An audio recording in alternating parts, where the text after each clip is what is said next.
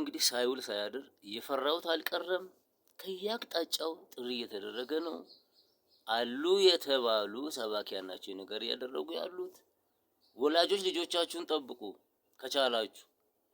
እንዴ ሰንበት ትምህርት ቤት ሳይቀር ህፃናት፣ አዋቂና አሮጊት ሳይቀር ሁሉም ነገር ወደ ጦር ግንባር ነው። ቀጥታ እንደዚህ ነው ጥሪው። በዚህ ለፉ በዚህ ድስት ባሉ ትሄዳላችሁ። ወላጆች ልጆቻቸውን እኔ አሁን ምላሽ ለመስጠት አይደለም እነሱ ለሚናገሩት ነገር የነሱን እንትን አንደበት ጠብቀን ለምን የማወራው።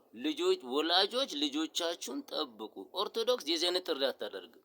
ማን የፈቀደላቸው እንደዚህ አይነት ጥሪ እንዲያደርጉ እነሱ? እንዴ ጠቅላይ ሚኒስትሩ ቢሮ ገብተው ተወያይተው እየወጡ ነው አይደለም እንዴ? እኔ እኮ እንዴት እና በዚህ በኩል የአመፅ ጥሪ የምታደርጉት ልጆቹን ለማስጨረስ ነው እንዴ? እናንተ ይሄንን ጊዜ ጠብቃችሁ አሁን ምንድነው ይሄን ወቅት የጠበቃችሁበት ምክንያት? የሆነ እኮ የሚገናኝ ነገር እኮ አለ።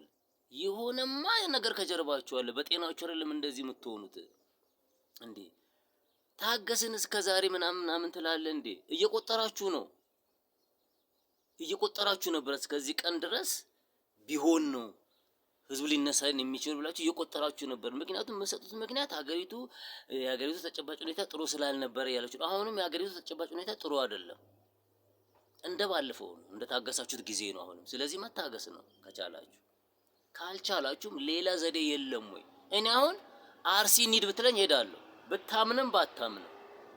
እዚህ ግን አዲስ አበባን ለመቀወጥ ጥሪ የምታደርገው ነገር እኔ አልተመቸኝም። ሐሳብ አታችሁ ነው፣ መላ ዘዴ አታችሁ ነው እንዴ? ሶማሌን አልሸባብ እያሸበረ አይደል እንዴ? ቦኮ ሃራም ናይጄሪያን እያሸበረ አይደል እንዴ? ኢትዮጵያ ውስጥ እንኳን አሸባሪዎች ናቸው ተነግሮሃል። ይቆጣጠራል መንግስት። ጫና ማድረግ ያስፈልጋል። አመጽ ግን ልጆችን ህፃናት ሳይቀር ሰንበት ትምህርት ቤት ተማሪዎች እያልክ ውጡ ብለህ ትቀሰቅሳለህ እንዴ? ይወጡልሃል። አስለቀማቸው።